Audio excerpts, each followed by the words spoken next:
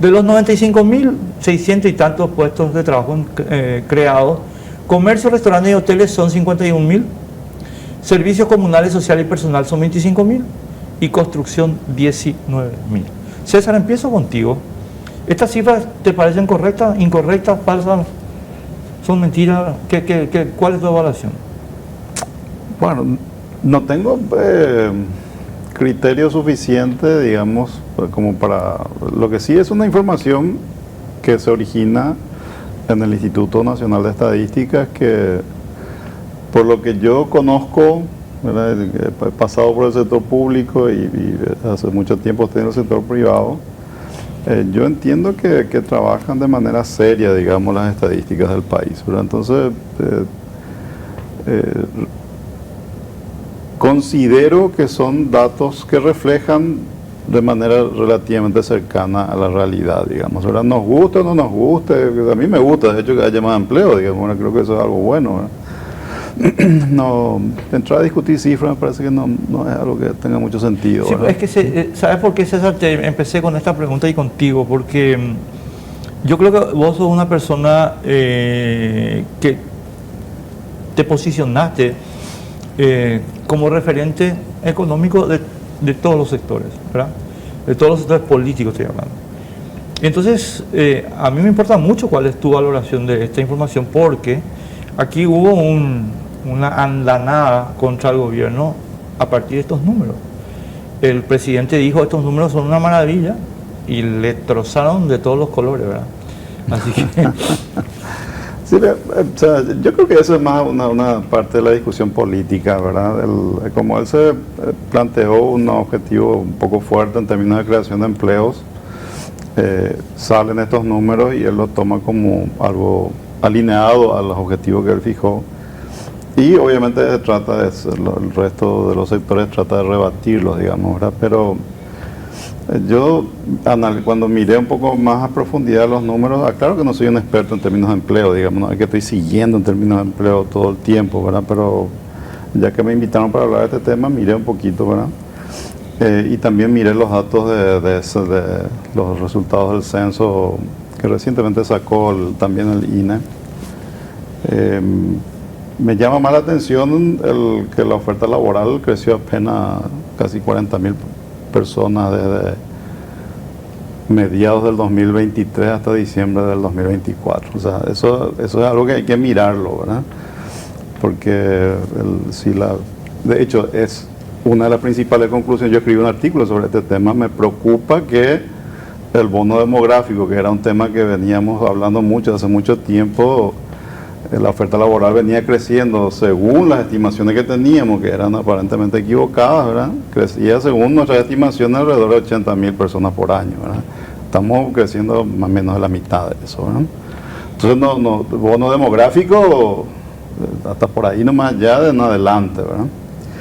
Nosotros estamos revisando en base a eso, de hecho, las expectativas de crecimiento potencial de la economía, porque un determinante importante del ritmo al cual la economía puede crecer es cómo está yendo la fuerza laboral.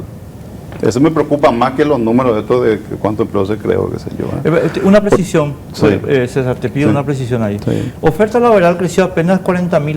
Un poco menos de 40.000 desde junio, o sea, del segundo trimestre del 2023 a cuarto trimestre del 2024. ¿Y que confirma los datos del censo que publicó el INE hace, creo que un mes o 2 meses atrás, ¿verdad? Entiendo.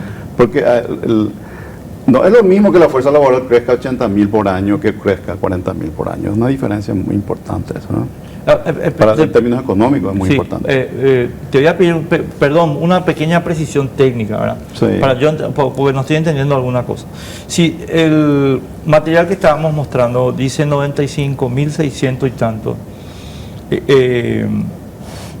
puestos creados, por decirte así. Sí. Y la oferta laboral 40.000, ¿qué es la diferencia? Y la diferencia tuvo que haber salido de otras partes de la fuerza laboral. La fuerza laboral es como la oferta de gente que quiere trabajar en un momento determinado. Algunos están trabajando, otros están buscando empleo. La diferencia tiene que estar en el lugar donde estaban buscando empleo. Claro. Digamos, ¿verdad?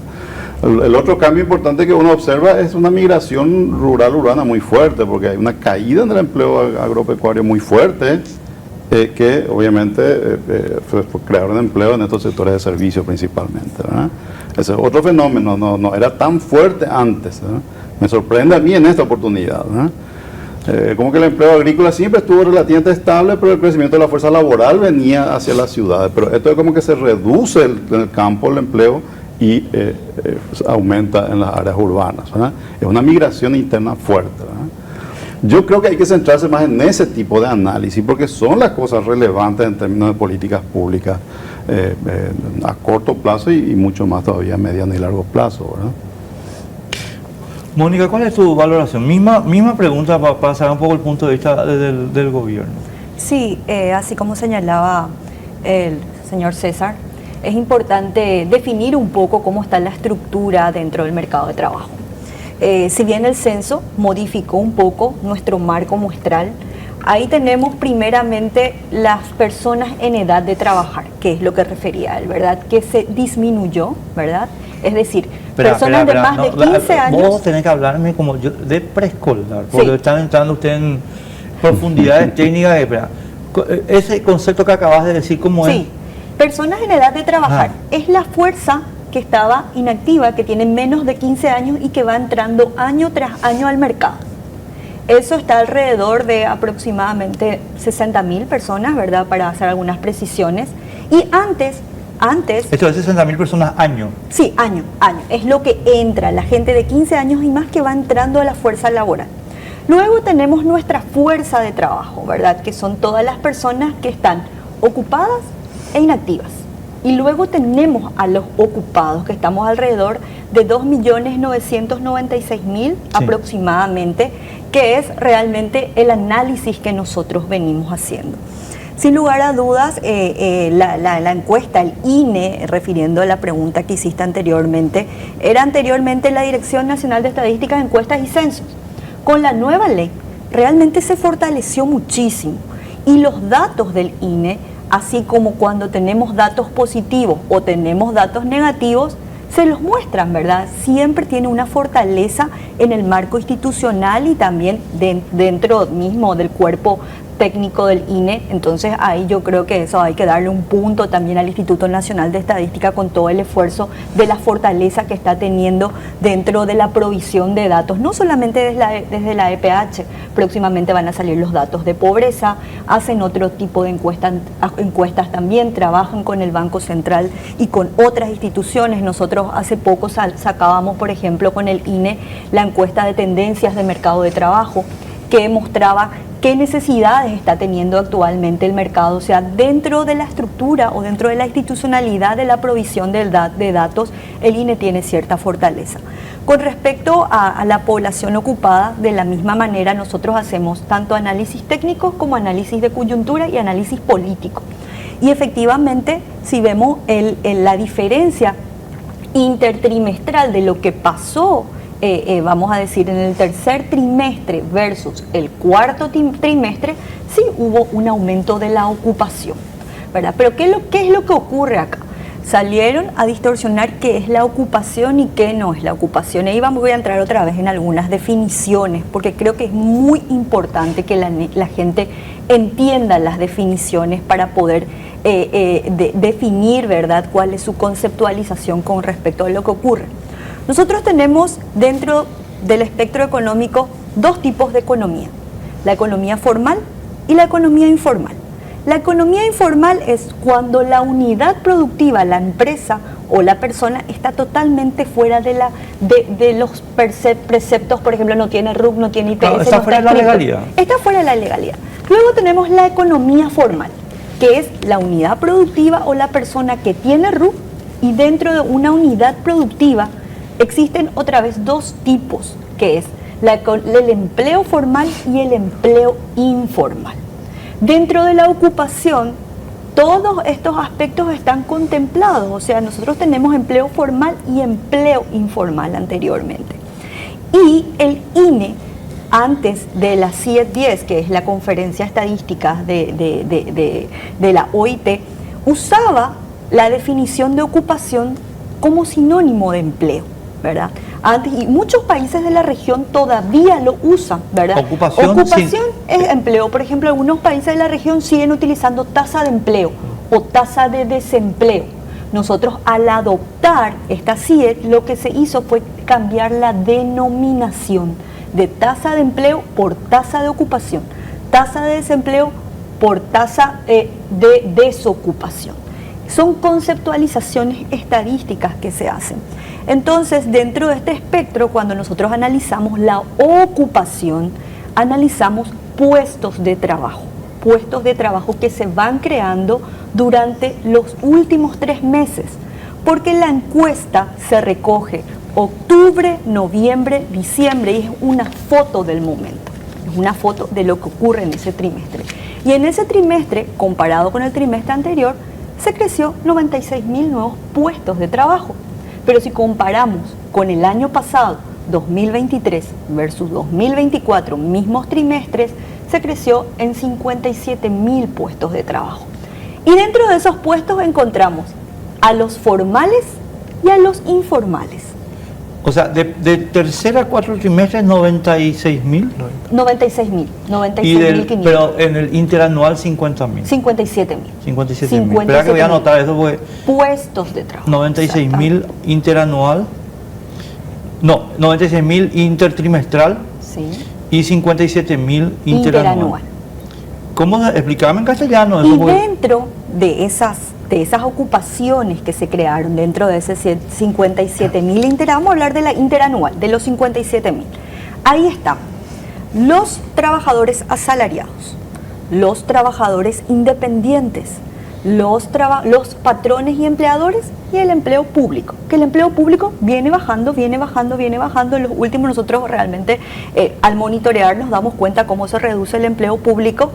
El cuentapropismo en los trimestres anteriores bajó. Mónica, bravo, ¿cómo se va a reducir el empleo público si en el presupuesto hay aumento de asignaciones? Pero acordate que esto es una foto del año pasado.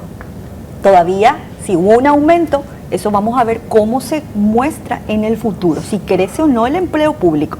Pero esto es una foto de octubre, noviembre y diciembre. Entonces todavía no estamos analizando lo que va a pasar, sino lo que pasó en el último trimestre.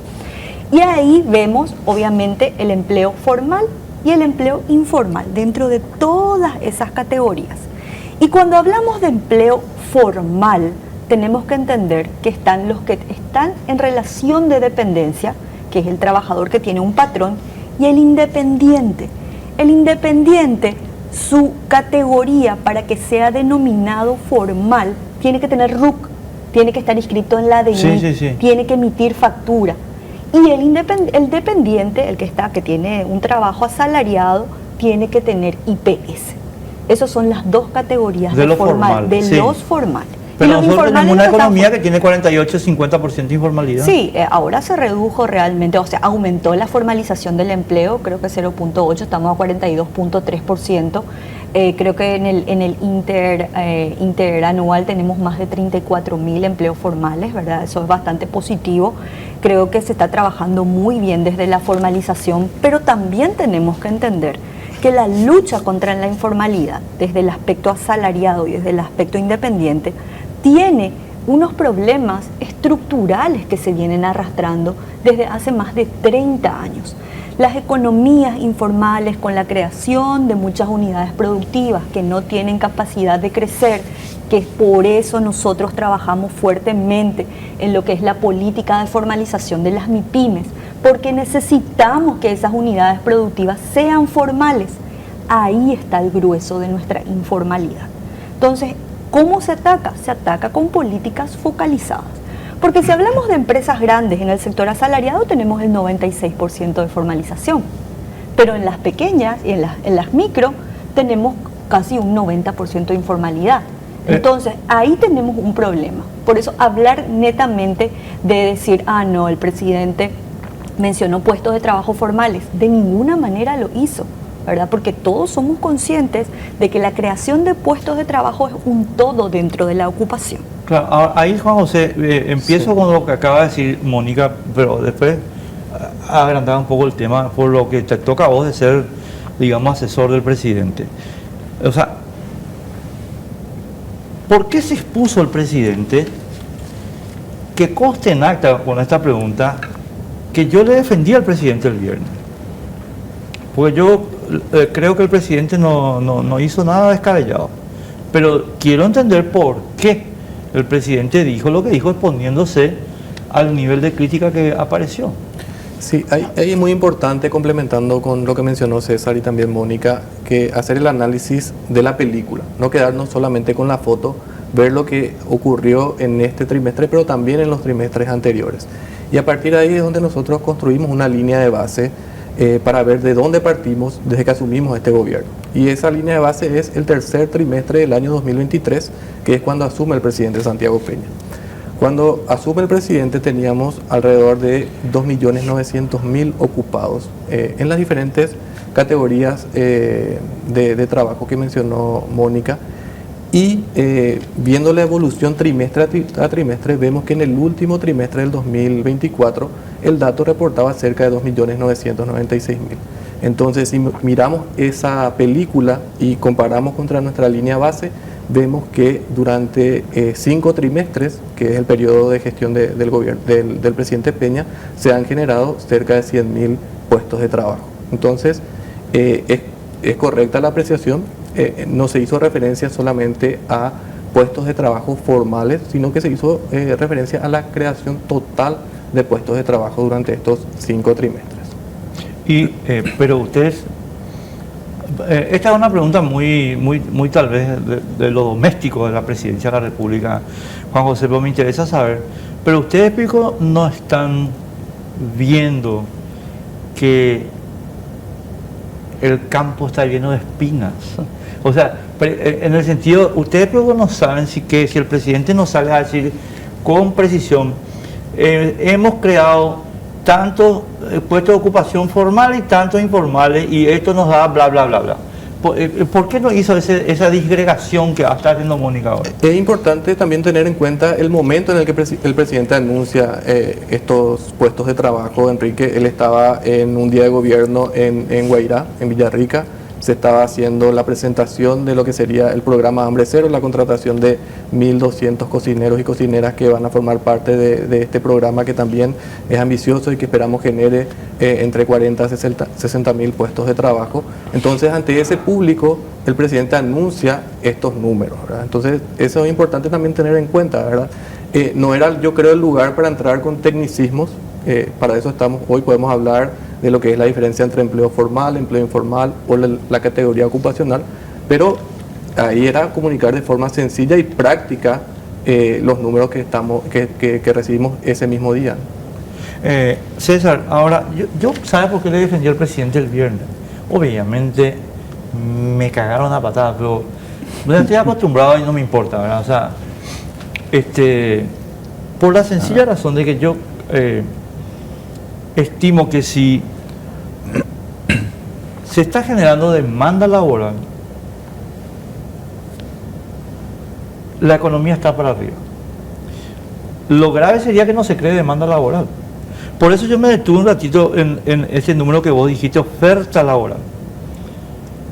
Porque yo hablé el viernes de demanda laboral. Es decir, hay una economía que está demandando empleo, formales o informales, ¿verdad? Y por eso yo, cuando vos dijiste lo de oferta laboral, me quedé un poco ya hasta ahora no entiendo. Entonces, quiero entender, o sea, primero te pregunto, esa apreciación que yo hice el viernes, de que la economía paraguaya, por los números que se están dando, está generando demanda de trabajo, ¿es correcta o incorrecta? Es correcta. O sea, la coyuntura que le tocó al presidente Santiago Peña, aclaro que es suficientemente grandecito, no necesita que nadie le defienda. No, por supuesto, si él se equivoca él, y qué sé yo. Bueno, no, pero eso o sea, porque el debate público viene así, o sea, a eso me refiero cuando yo le defiendo, no. Claro que es grande. La coyuntura económica que le toca a él cuando asume es una coyuntura muy positiva, porque veníamos de un año 2022 con una sequía muy profunda que afectó mucho a la economía, Y el 2023 empezamos con una buena cosecha que como que le dio un impulso. Así. La economía paraguaya depende mucho de la cosecha. De hecho, este año una de las cosas que nos va a golpear un poco es que la cosecha no fue tan buena como estábamos esperando, ¿verdad? Eso determina mucho económicamente el año, ¿verdad? Y también la demanda de puestos de trabajo, porque finalmente si la economía, si hay ingresos en la economía, normalmente eso genera dinamismo, ¿verdad? Si el ingreso cae, entonces eso genera un freno, ¿no? Este año va a ser más complicado, pero a él le tocó justo un momento en el que veníamos para arriba y todo el año 2023 fue bueno y el 2024 de vuelta fue muy bueno, ¿verdad? El 2023 fue muy centrado en el sector agrícola, el 2024, de hecho, lo hablamos ya de esto antes, ¿verdad? Casi todos los sectores tuvieron un muy buen desempeño. En especial estos sectores que mencionaste, comercio, servicios, hoteles, restaurantes, qué sé yo, todo esto tuvieron muy buen desempeño. Que están y cuando hay sectores que tienen buenas ventas, buenos ingresos, normalmente contratan mucho empleo, porque necesitan producir, o sea, producen con mano de obra, digamos, ¿verdad? Y efectivamente es así, o sea, tu apreciación fue correcta, ¿verdad? Ahora los números puntuales, qué sé yo, o sea, a mí me preocupa más la informalidad que la creación de empleo. Es que yo totalmente de acuerdo contigo. Por la creación de empleo ya venimos así, ¿no? Es que el Santiago Peña entró a hacer algo extraordinario que generó empleo, no. La economía venía ya generando empleo, o sea, si vos mirás para atrás, veníamos generando más o menos 70, 80 mil empleos, 70% informales, 30% formales, ¿verdad? Cuando estábamos en el momento de la campaña, yo justamente hablé mucho en ese momento también, ¿verdad? Y yo decía, me preocupa más qué hacemos para reducir la informalidad, lo que estaba diciendo la ministra, ¿verdad? Eso es más importante porque la economía de por sí, Paraguay no tiene una economía desastrosa, es una economía que funciona, es una economía libre, las personas pueden dedicarse a lo que quieran, ¿no? Todo es libre acá, ¿verdad? Entonces funciona y cuando una economía que funciona crea empleo. Nuestro problema es que nuestros empleos son 70% informales, entonces hay algo que está afectando eso. En general son las regulaciones que tenemos que son muy pesadas para micro, pequeñas empresas principalmente. O sea, micro, pequeñas empresas no tienen la capacidad, o sea, la productividad que tienen no da para que ellos puedan cumplir con todas las regulaciones que se les exige a ellos, ¿verdad? Es un hecho concreto que está allí. Nadie quiere hablar de eso porque es un tema de derechos laborales, no sé qué, un conjunto de cosas, pero al fin y al cabo esas cosas impactan, no son gratis, ¿verdad? Ahora, crear empleos formales, tener que generar inversiones que tengan un cierto nivel de productividad, que pueda pagar un salario mínimo con los costos regulatorios adicionales que hay, seguridad social, qué sé yo. O sea, vos tenés que generar inversiones que generen eso. Todavía no llegamos a ese punto nosotros, nos falta mucho todavía. Mónica, te voy a hacer la pregunta, pero nos vamos a la pausa. Ok, y te dejo la pregunta. Esto que acaba de decir César es también un punto recurrente en las conversaciones que tenemos con él siempre. Y es si el marco regulatorio que el gobierno está llevando adelante nos va a facilitar o no esto. Voy a usar como referencia una crítica que les hizo a ustedes Gustavo Leite. Gustavo Leite dijo la vez pasada que cuando él era ministro de Industria, el tiempo que se tardaba para liquidar el trámite burocrático para la apertura de un negocio era 15 días aproximadamente, y que ahora ese tiempo está en 65 días. O sea, hemos tenido un retroceso muy grande en los últimos 5 años. Bueno, desde el día 1, el presidente de la República, a Óscar Orué, que es el director nacional de la ADN, Javier Jiménez, que es el ministro de Industria, al presidente del IPS y a mí, nos puso sobre la mesa: reduzcan la burocracia interna y reduzcan los costes no laborales que asumen las empresas al querer formalizarse. Nosotros, por ejemplo, hemos visto dentro de la generación de nuevas unidades productivas un modelo que se está utilizando muchísimo y que a nosotros nos disparó nuestros números de registros de empresas, que es el registro de las EAS. Las EAS tienen, antes, como vos mencionabas, tenían 60, 70 días para poder hacer todo su papeleo en la industria. ¿Qué son las EAS? Las EAS son las entidades, empresas por acciones simplificadas. Las empresas son por acciones simplificadas, se crean rápido, tienen un mecanismo simple y al mismo tiempo ya están inscritas en IPS y en el Ministerio de Trabajo. Yo te hablo nomás de los números de los registros. Nosotros crecimos 104% del registro de empresas en los últimos 18 meses. Cerramos el año 2024 con más de 22.000 unidades productivas registradas. Ahora bien, de ese total hay algunas que tienen 2 trabajadores, 3 trabajadores, 5 trabajadores. O sea, van creando puestos de trabajo, no en la proporción, como decíamos, que nosotros queremos. Pero si calculamos 2.000 unidades productivas por un promedio de 4 trabajadores, son aproximadamente en 18 meses, son 80.000 trabajadores que entraron al mercado de trabajo, ¿verdad? Que es efectivamente el número que estamos viendo ahora. O sea, los registros administrativos tampoco mienten, porque eso se ha visto tanto desde el punto de vista de la generación de puestos de trabajo por creación de unidad productiva, pero también hemos visto una expansión de las que ya existen. Se abrieron muchísimas sucursales, creo que 7.000 sucursales de empresas de casas matrices que se instalaron en Capital, en Central, en Alto Paraná, en Coronel Oviedo hubo una expansión, en Concepción. Se van expandiendo las empresas que ya tienen 12, 13, 14 años de antigüedad y van poniendo locales en otros lugares y eso genera también puestos de trabajo. Entonces, nosotros, aparte de hacer eso, hicimos la reducción cero, de tiempo cero con IPS. Antes IPS tenía 64.000 empresas y el ministerio tenía 47.000. Hoy, en tiempo real, en un solo lugar nomás tenés que inscribirte. Vos ya no necesitas recorrer con tu papel, especialmente para las micro y pequeñas empresas que le cuesta, cada registro le costaba 2 millones de guaraníes. Contesta, esto no me va a decir, eso que dijo Gustavo Leite, ¿es verdad o es mentira?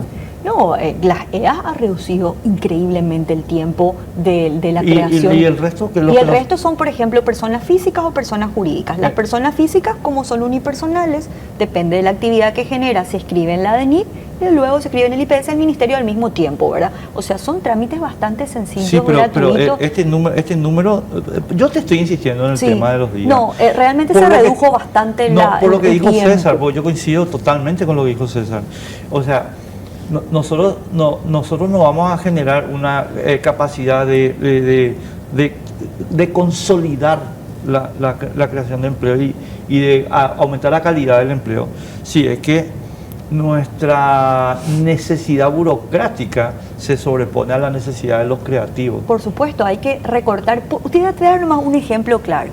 Las instituciones públicas antes pedían copia del balance, copia del título de representación, copia de las acciones, cédula de identidad, un montón de cosas. Eso está prohibido ahora por ley. Ninguna institución ya puede pedir datos que el Estado tiene en su poder. Eso reduce el coste laboral, o sea, el coste no laboral. Sí. Y luego, aparte, los desafíos que tenemos dentro de lo que se había discutido bastante el año pasado, que es la reforma del código, ¿verdad? La reforma del código que este año nosotros vamos a abordar, se están haciendo los análisis, se están instalando las mesas, hay un montón de cuestiones que ya más o menos están subsanadas.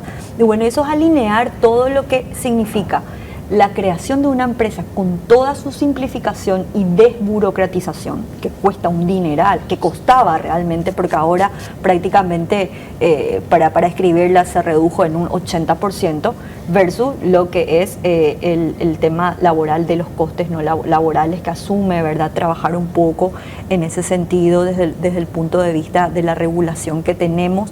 Y la otra pata tiene que ver con la formación y capacitación. Porque si nosotros no formamos y no capacitamos correctamente, ¿cómo vamos a aumentar la productividad de las empresas? Sí, pero ese es otro tema, vamos a entrar enseguida.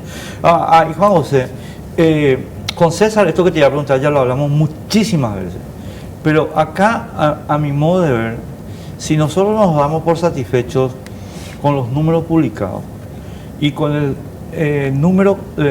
con el crecimiento que tenemos del PIB, que estamos hablando de alrededor del 4%, y con estos números de ponerle 95.000 por año de generación de empleo, o como dice César, voy a usar la estadística de él porque es más amplia, 70-80.000 por año, no hacemos el salto cualitativo. Y yo lo que no veo, y puedo estar muy equivocado porque hay unos elementos que está diciendo Mónica que a lo mejor van a empezar a dar frutos en un rato, pero yo lo que no veo ahora es que nosotros nos estemos preparando para hacer crecimiento del 7%, 8% anual del PIB que genere verdaderamente una demanda sostenida de trabajo. Y cuando se cree la demanda sostenida de trabajo, ahí le respondo a Mónica con esto, pues no para que me responda, porque quiero que él me responda. La gente que va a pedir el trabajo se va a ver obligada a especializarse. Pero ahora no hay eso. ¿Qué opinas? A ver, nosotros no estamos satisfechos, Enrique. Nosotros queremos seguir creciendo. Creemos que la economía tiene potencial para seguir creciendo y generando empleos y puestos de trabajo de calidad. Y creemos de que muchas de las reformas se han plantado. Y esas reformas muchas veces llevan su tiempo, ¿verdad? Algunas son de resultado más inmediato y otras más de mediano y de largo plazo, ¿verdad? Y en ese sentido, mencionarte lo que recibimos el año pasado, el grado de inversión, también la reciente aprobación de la ley, de la modificación de la ley de APP, otras reformas que se han aprobado en años anteriores, como la creación de la ENIT, sí que tuvo un resultado inmediato. Estamos hablando de más de $1.000 millones de recaudación desde que se creó. Estamos hablando de la creación del Ministerio de Economía, de la Superintendencia de Pensiones, de la Superintendencia de Valores, la reforma de la carrera del servicio civil. O sea, son muchas reformas que creemos van a ir generando resultados en el mediano plazo y que van a ir potenciando nuestra economía para tener esas tasas de crecimiento que mencionaba, tasas de crecimiento mayores que permitan generar los puestos de trabajo necesarios y también apuntar a la productividad. Mejorar la productividad del empleo es clave para que tanto la generación de empleo o de puestos de trabajo como también el ingreso que reciben los trabajadores sea cada vez mayor. Y permitime complementar lo que mencionó Mónica, Enrique. Esto hay que mirarlo desde diversas ópticas. Creemos que una parte es el marco regulatorio y por otro lado están los incentivos. O sea, hoy mucha gente opta por no ser formal por los incentivos. Anteriormente teníamos que solamente el trabajador asalariado podía ser un aportante de IPS. Eso se ha ido modificando. Hoy también, desde el 2013, se le permite a los trabajadores independientes cotizar al IPS, y con la reciente modificación de la ley de MIPYMES del año anterior, también los patrones o dueños de MIPYMES pueden cotizar al IPS, es decir, pueden tener seguridad social. Y por otra parte, es un componente clave el acceso al financiamiento para estas micro, pequeñas y medianas empresas.